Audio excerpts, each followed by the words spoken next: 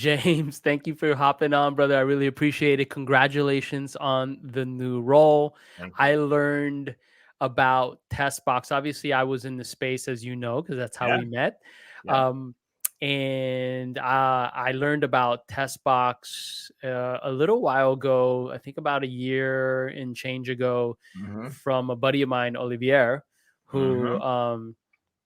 was there for a bit and was Yep. helping with go to market. Yep. And or I should say Olivier. Sorry, Olivier. Yeah. I try to pronounce it all, but I've been trying to work on that. But I heard about the technology. I know that it was sort of a different iteration of the Yeah. product I at love that point, and I'm just a big fan. And of course, them landing you, I was like, hell yeah. So, anyways, thanks for hopping on the show, brother. Yeah, Appreciate it. man. It's so good to see you. And thanks for having me. I think, the best part about this, right, is that, yeah, you and I work together hand in hand at PreSales Collective, right? When you were at Reprise, I was at PSC. You were like one of the only people we let host events Yes, I was just thinking that. as well beyond non industry professionals. And it's just really great to see how that relationship, blossom and bloom. We've become friends. We've hung out right in person multiple times, and now we're on the different business endeavors, and they're kind of colliding right now on this podcast. So I'm super thankful to be here, and just a big fan of yours and all the work that you put in, man. So thanks for having me here. Yeah, well, congratulations also. Likewise, big fan of yours, but I think the most important thing is the friendship. Like, Yeah, you're my boy. I mean, we've literally hung out in person, yeah, but even yeah, beyond that, because you yeah. hang out with people anyways, because there may be like networking or or some potential to do business, but like, we became fast friends. And I think Yeah, one of the reasons why is like you were a straight shooter and you were honest and open. yeah, And I like to say that I'm the same way. yeah. And in some cases it's to my detriment, because I Totally. literally care about everybody, Yeah, as yeah, if they were like my totally. childhood friend. And it's like some people I don't even know, I've never even met them in person, right? And I feel like these Yeah, deep connections. yeah, And so luckily I was able to meet you in person, and so the relationship has transcended just work, and yeah, I really appreciate that. But yeah, I did also always want to thank you for giving me an opportunity to host stuff, because I wasn't a solutions or sales engineer, yeah. and you let me do that at PreSales Collective. So thank you for that. I have my PSC stuff, my swag still, my Nice. cup and all that good stuff. Love it.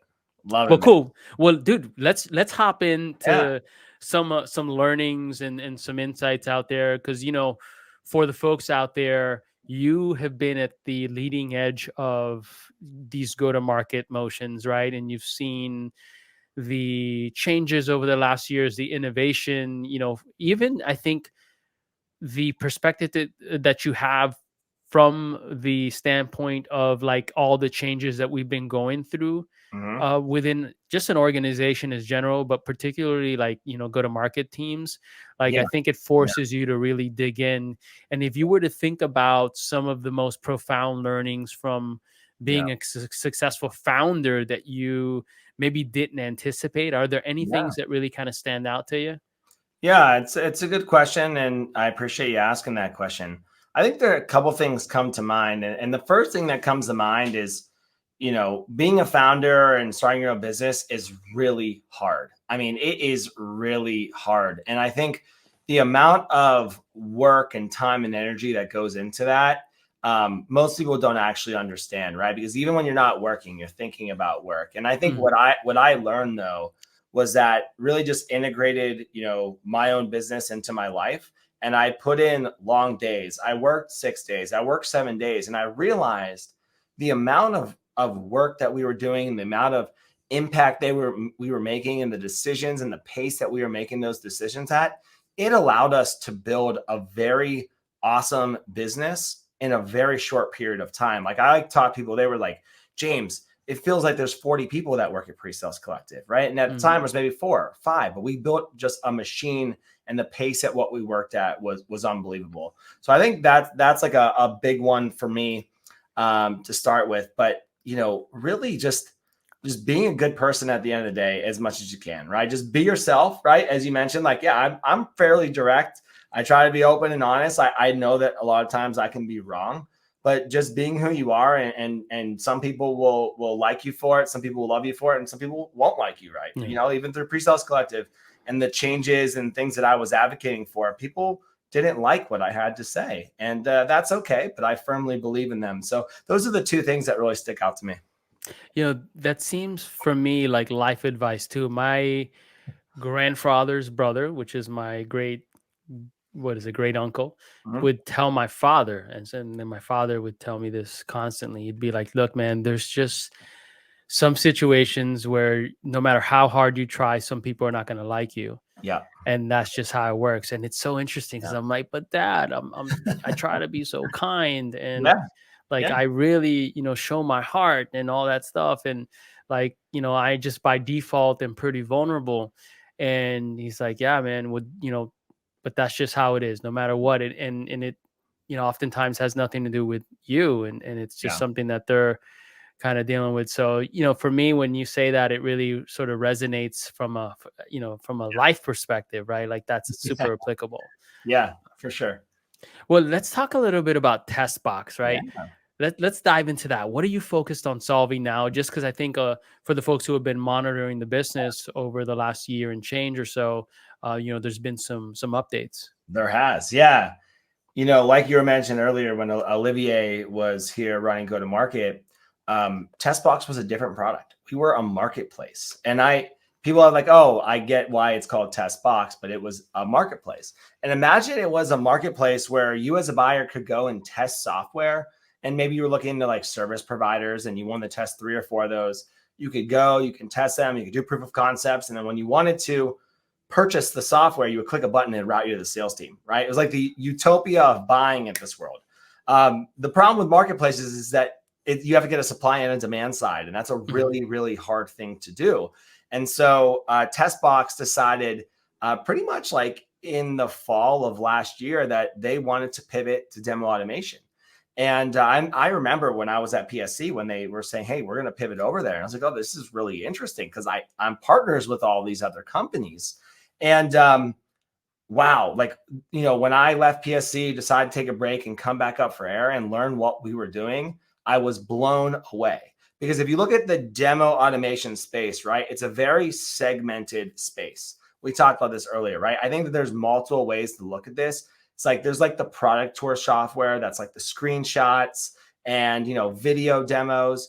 And those things like have a place, especially early on in the funnel. But you're not necessarily going to sell screenshots to someone later in the funnel or empower your go-to-market team to sell with screenshots. You want live product. So all that to say is what TestBox has done is taken a revolutionary approach to the live data in live demos, right? So we call ourselves a live and integrated version. So imagine that you have your software and your go-to-market team is presenting a best-in-class version of your software. Imagine that a customer had been using it for 2 or 3 years. Everything's built out. All the data is there. That is what we do. And then it's one, your go-to-market team has this perfect demo environment, but also we've got this proof of concept. So you click a button, send it out to your prospect, give them that environment, let them play around in it, check, who else has been added to that environment, get their buyer analytics and see who's more qualified. And so, again, to a lot of the other players in the space, they're like taking clones or duplicates or putting like a filter, like it's like an Instagram filter on your product, but we are your actual product. And we've got some amazing customers, some of the best companies in the world right now. We've been able to solve problems that their product and engineering teams haven't been able to. So I am extremely bullish about TestBox. When I was figuring out what to do, this felt like a no-brainer because one, I know the space, but for me, just to be super transparent, starting my own business was so amazing and so rewarding, but I wanted to go back to a tech company and put my money where my mouth is. So while I'm the chief solutions officer, I run all go-to-market, marketing, sales. I've got customer solutions, which we call customer success. So putting my money where my mouth is was a really important aspect. And we've got a really great product that salespeople actually love and they actually like using. And so I feel really good about it. Now my job is to help spread the word. Well, that's key. The last kind of point that you made there was like the adoption piece, right? the Yeah. fact that salespeople use it and love it is Yeah. so huge. I mean, Totally. I just don't know that you can build a business that Mm. lasts any significant period of time or gets the adoption Yeah. that it needs to be a sustainable business without that in our category, right? Yeah, it's a great call out because one of these big companies rolled us out at SKO to 300 of their sellers, and I got so many messages on LinkedIn and ads on LinkedIn being like, "This is the greatest thing. We've never been able to show our product this way." And so if I think about it, and I'm like, "Wow, we were able to solve this for the big company that everyone knows." And their team's really excited about it, then we're really on to something. And if it just makes salespeople's job easier, it saves your solutions engineering team to work on qualified deals, to work on those big enterprise complex opportunities, then I think that we really have a place in the tech stack. Awesome. Well, let's talk a little bit about pipeline, right? Yeah. You know, you've been able to work with some of the best companies in the world Mm. in a short period of time. How should go-to-market professionals approach pipeline creation in Yeah. 2024? I know it's a big question, right? Yeah. But I Yeah. think any insight there people are Yeah. salivating for. Yeah. I'll start by saying be different and stand out, right? I think that you have to be different. Like one of my mantras is when everyone else is zigging, I need to zag, right? I need to get ahead of the curve and ahead of trends. And I think in, this market, whether you say outbound is dead or, warm leads, whatever it is, you need to be different and you need to stand out. But as we kind of talked about, like what it means to be a founder, and if you're anyone who's trying to build pipeline right now, you got to get out there, right? You've got to get out of your house. You've got to show up to events. You got to be on virtual coffees. You got to be networking like crazy because, whether you call it near bound or warm bound, whatever it might be, building those relationships is really critical right now. And if Mhm. you're not a fit for somebody at this given time, you might be 6 months down the line, 12 months down the line, let's play the long game, 24 months down the line. And Mhm. so I think that is really important when it comes to new business. But the one thing that I am very, very passionate about is the install base, right? Mhm. This is something I've been talking about as like chief solutions officer and new modern go-to-market motion is that it's a lot easier in today's market to sell to your current customers than to Mhm. go get net new acquisition.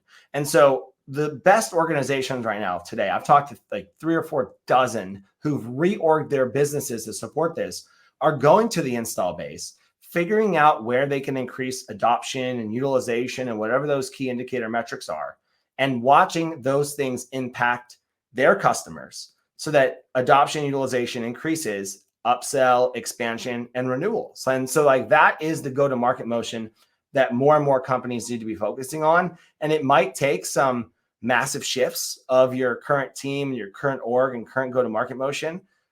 And it's hard, but it is the right move. And so I think those are like the two things that I would say are really important in today's market. Awesome. You know, I was thinking about some of the questions I wanted to pick your brain on here today, and I kept asking myself, what was top of mind for a chief solutions officer or those folks Yeah. who are Yeah. handling solutions, or if you want to, call them Mhm. pre-sales, chief Yep. pre-sales folks. Yeah. What's top of mind? Just because it Yeah. seems like the role has really evolved so Yeah. quickly. It has. And so, I actually talked to 2 chief solutions officers this week, right? Who actually have that specific title. I want to address something is that I don't think pre-sales is the right word for solutions engineering profession. And I Mhm. realized that actually a couple of years ago when I was at PSC and was like, oh, what am I going to do here? I built Mhm. something called PreSales Collective. Solutions engineers, solutions consultants, solutions architects, they work on the entire life cycle. And I Mhm. think the biggest change that I'm seeing is that solutions leaders need to take more ownership of the go-to-market organization. And so I think some are pushing for that. A lot have been told, hey, this is what you're going to do. So let me give you a couple examples. I've talked to a number of solutions leaders in my network who have now owned what you would typically call pre-sales. Let's call it solutions engineering. They own a solutions architect implementation team and even own customer success teams that some have actually gotten rid of customer success Mhm. and reskilled them to value engineering or value success engineering, or even deployed what I would call solutions consulting teams in the install base. Hmm. So all that to say is org shifts are happening because my whole premise is that we've lost sight of the customer. I really think that tech companies have lost sight of the customer. We've been chasing growth, chasing net new business. You sell a deal, you throw it over the fence, and good luck, because we're going to get new logos to fix that. But it has to change. And I think the fixing the handoff is one of the most important things for companies to do, because buying is hard, selling's broken, whatever you want to say. Your buyers are talking to you, they're talking to your competitors, they're fighting internally, right? There's a lot that's going in. So not only do they go through that buying process, but then they become a customer, and then they have to go through this entire onboarding process. And I will tell you, most companies mess that up. Can you imagine? You just spent 6-7 months with your account executive, your solutions engineer, professional services and CS, get on your first call, and they ask you the most basic question, right? That you've already talked about forever. And you're like, how do you not know this? And that is what happens every day in tech companies. So if you want to know what's on the chief solutions officer minds, chief experience officers' minds, it is figuring out this level of value for the customer and figuring out how we start, centering around the customer and the person who actually matters when they buy software, not our rigid internal processes. So would you say that then the role is more accurately articulated as maybe a solutions engineer, or because I learned of the role when I started in SaaS, in 08 or so, was my first formal SaaS company. Yeah. We were calling those folks sales engineers. In fact, John Bruce from Vivint, that's when I met John Bruce. Actually, we were at a startup in 2008 called Kick Apps, and he was my sales engineer. And we ended up starting a company together about a year or two after that. And of course, Vivint, shout out to Vivint, what they're doing.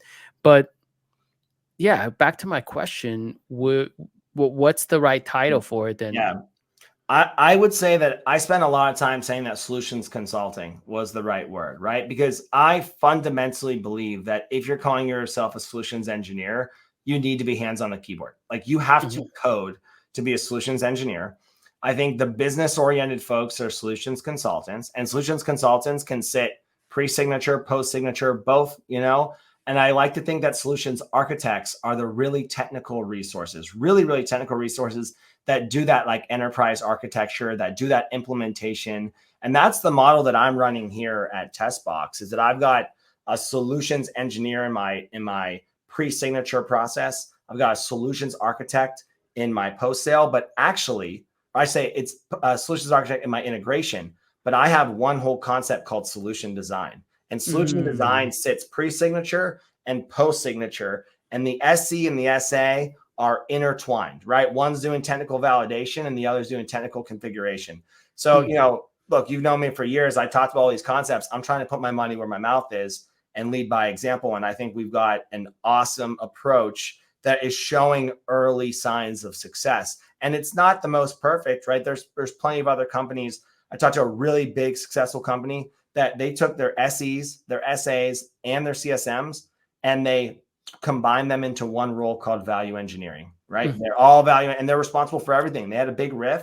They had to upskill people, but that approach might work in some businesses. So, I think the naming conventions I'm trying to get more aligned to, and I think it's absolutely ridiculous that people say, oh, you can't have solutions in the title because we're in sales. Like, an account executive doesn't have sales in its title, right? You could still be in sales with your title being solutions. So that's where I've come on that. I'm not sold to that, right? I've had some people talk about value a lot, the word value being utilized. And I just think that we need to have some sort of standard to move forward. But the market will decide what the right term is. Yeah. Well, one thing that I saw emerging when I was at Reprise was the demo engineering function, right? And so there were quite a few organizations that had that stakeholder. I'm blanking on the names of the organizations. That there were a couple. But it feels like folks are really trying to really get a little more focused, right? And get more relevant with these titles. Yeah. And I would say like the demo engineering, like a test box, I'm not going to say we're replacing, demo engineering team, but we're augmenting them so that some of Mhm. those people can go back to the field, right? I've had an executive tell me, James, I'm tired of scaling people with people, right? And there's some organizations that scale people on top of people on top of people, right? But I think that level of specialty is starting to happen. Let me give you a random example, right? So now that I own marketing, I needed to hire a head of marketing role. And so I put this job description together, and being the SC in me, right, I kind of made it a bit of a specialist / generalist, right? There were some things specialized in, but generalist. And when I went and socialized with my network, they're like, James, you're not going to find this person. I'm like, what do you mean I can't find this person?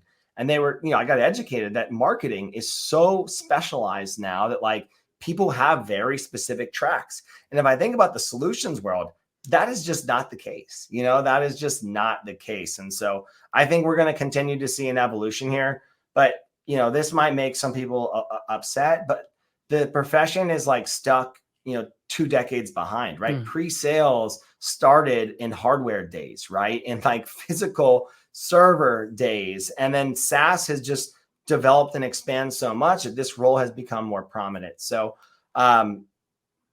look, it's going to be interesting to see, but I think the level of specialization is important. But maybe more important is the outcome of the job and like the traits that make somebody pretty good in the job. Mm. Totally, totally. How effective do you think the sort of like buying committee, what, everyone's been talking about that, right? Like, oh, there's multiple people. There's always been multiple people, but Right. like that's just, increased a Sure. couple fold, right? Yeah. How effective do you think that's been in actually getting deals done Yeah. more efficiently internally? So like that's the other side. And then like how do we effectively sell to these Yeah. committees as go to market teams, Yeah. especially with these tight budgets? Yeah. That's a wonderful question because I think there's been a lot of talk of like, oh, salespeople, they don't know how to, it's not it's not the sales process, the buying process, right? It's Mm. actually both. It's a little bit of both because if you think about it, a lot of people are good buyers, and what makes them a good buyer, right? Is it because they, know the questions to ask to make sure the product is good? Do they actually know how to buy software? Do they know how to buy software at their company? Because I've seen that a lot. Is people have bought software everywhere, but have they bought at that own company? And so I do think that the consensus building on decisions has actually been a detriment to execution. I Mm. think both internally and externally. And the number of people that have to sign off on something is somewhat ludicrous, right? At the end of the day. And I used to say this about hiring people, and I would say the same about hiring technology. I got hired for a reason, and I'm going to build a team that I want to hire, right? I'm going to have other people's involvement, but I get to Mhm. make final decision because I get to hire and fire these people, and you get to hire and fire me for my decisions. And so I think in tech, a lot of times we've got so many people that need to make the decision. It's too tough. And so all that to say, the best salespeople, right? The best salespeople know how to build trust with their buyers, and they know how to help them go and buy software, right? It ends up being that like the buyer and the seller are on the same team. Like once they've made a decision on who they want, you need to go and help them buy. And ideally, they're a good champion for you. And if not, you teach them how to be a good champion for you. But I think that it's like consensus buying, get everyone's decision on things is just slowing folks down. So the Yeah. companies that can execute at speed are the ones that are going to continue to create a moat against others. Yeah. Execution is going to be the moat for sure. Mhm. Especially in a world where like there's just so many things that have been commoditized, right? And so Totally. many ways to Totally. optimize XYZ. It's interesting you bring that up because as you were, sort of giving your opinion here, I kept thinking about the fact that like you may just not be a great salesperson, right? If you're not really being able to empower your champion and understand who those Totally. various stakeholders are. Now, I totally understand that the work environments have changed, Yeah. right? Right. And so, instead of going into a room and buying people lunch and stuff like that in the same way that we used to, although I think if you're in the same city or there's some sort of budget for those sorts of things, I do think that those are good ideas. Obviously, for a lot of reasons, you probably have to look at total opportunity value of that Yeah. potential deal, et cetera.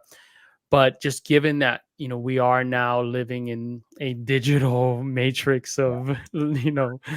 work environments, that committee and how people are actually discussing these decisions are happening in more of a virtual environment. So maybe Mhm. that's where we need to do. It's like the same fundamental concepts, right? But how we execute, the tools we use, like demos through tools Yep. like TestBox, right? Right. Being able to empower the champion enablement on the Yep. back end, and the multi-threading and all that stuff now is important and more relevant than ever. The fact that those things had to happen are like Yeah. old school sales, right? Yeah. And that's what I found. Like, I had the fortunate opportunity of working with a really great sales training program back in the day. I always talk about it, so I'm hesitant to talk about it again because I literally talk about it all the time. But it was like a door-to-door sales thing, right? Yeah. And when I got to sales in tech, I was like, dude, we're missing the fundamentals here, right? There are some fundamental truths that exist. Now, Totally. whether we use technology to facilitate or Mhm. power those things Yeah. is another story. Maybe we can do it at a better efficiency level, but it's still the fundamental, right? Yeah. So, Yeah. I was on a call, I don't know, a couple of weeks ago or so, doing a podcast, and I started to talk about kind of like the buying committee. Oh, actually, no, you know what? I'm confusing. There was someone who was asking about a podcast. That's right, on Okay. LinkedIn, on one of the comments. And I did a video talking about buying committees because they were like, oh, if we have to sell to buying committees, won't that slow down the buying cycle, and slow down deal velocity, et cetera? And and I was like, yeah, of course it will. If you only have one stakeholder, Yeah. right, to make a decision, obviously it's just basic math. It's not that we want that. It's just that there's a certain way that organizations make decisions. Yeah. And these days, for a variety of reasons, it seems to have expanded. It's not that we love Yeah. that. So the question is, how do we actually reduce that? I think it is going back to fundamentals and building trust and doing a lot of work on the front end, to help the champion solve some problems and then be able to better multi-thread. But there was one thing I wanted to also point out. I was at SaaStr Miami Mhm. earlier this week, and Adam Gross, the CEO at Vimeo, was there talking. And one of the things that stood out, of the many awesome things he said, the one of the things that really stood out to me was the fact that he said something like, "Oh man, I spent a portion of time um, approving like 50K SaaS purchases, or Yeah. approving or rejecting," right? Yeah. And I was like, what the fuck? Like, Yeah. are you Totally. what? I just, it was just crazy to Yeah. me because I was like, Yeah. the CEO of a $400 million a year, Yeah. right? Like, It's SaaS business that's public, totally. is wasting his time saying yes or no. Now, mind you, he said that he does it in a couple seconds, but I was just like, whoa, that's where we're at now. Yeah. I mean, it's funny that you say that. It's a great story. And I agree with all the points that you made. I was speaking at Consensus Demo Fest recently as well. and I talked about a quick story that, like, I was talking to a mid-market company, obviously not as big of a company. Their CFO has to sign off on everything over 5K. Everything over 5K. And so actually, as a go-to-market individual, what I've been doing is like talking to CFOs, like in my network, just like trying to learn like what they think about, why they're making the decisions that they're making right now. And it is super interesting, right? So, I like to say that right now there's a convergence of trends, right? There's all these things that have like kind of happened over the last 10 years, maybe even 15 years of SaaS, and it's all starting to hit at the same time, which is why I think that there's like a right disruption in go to market. And I think our playbooks that we've been running over the last decade are just not necessarily going to work in this next generation of SaaS. And there's not going to be as much bloat, right? There's been so many companies that have popped up and gotten tons of funding that are never going to ever grow into those valuations. And that's okay, right? From like a company perspective. But when you've got VC money in there, or you've got PE back, there are certain expectations. So I think it's interesting that you say that. And I feel like it's happening more and more right now. And that's tough. It's tough for sellers and for account management teams. Yeah, well, for the folks out there hearing this, right, think about that dynamic. And the way that he was articulating it, he literally looks at Jason Lemkin and he's like, dude, there's like 60 tools right now or something like that. Or maybe he said 60% of the tools I can get rid of and not blink, right? Something like that. He said something like that. Basically, what he was trying to say was like, I am just rejecting stuff all day, right, in a matter of seconds. And I could probably cut, most of the tools and it won't affect my business. So that's the mindset, right? How do we as sellers, as go-to-market pros, get around that? And he's probably getting a Slack message, right, from somebody like, hey, check this thing out, right? So how do we empower that type of buyer, the champion, to then send to a person like the CEO, right, to look at that deal? And 50K is like, I mean, come on, right?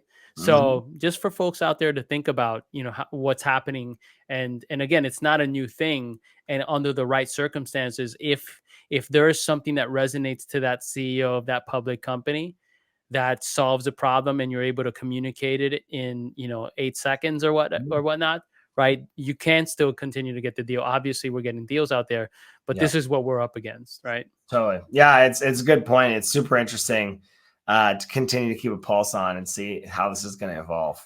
For sure. Well, James, I wanted to ask you one last question as I was thinking about topics to wrap up with that maybe were top of mind. You had listed a couple of them, and one of them that stood out to me was the concept of buying is broken. So I wanted to maybe, wrap up this episode with digging into why buying is broken and what we can do about it.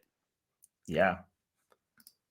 There's a couple of ways to answer this, right? And I did present this in a presentation recently. And if you think, buying is hard, and you see the graphics that Gardner made from 2019 that shows the buying process, it is just harder than ever. And I think a lot of things that we already talked to is that the people buying your software are barely talking to you, right? Everyone reads the numbers of how much time they spend with you. And I want to come back to that, right? That's a really important factor. They've got all this internal things that they're doing. They're evaluating products before they even talk to you.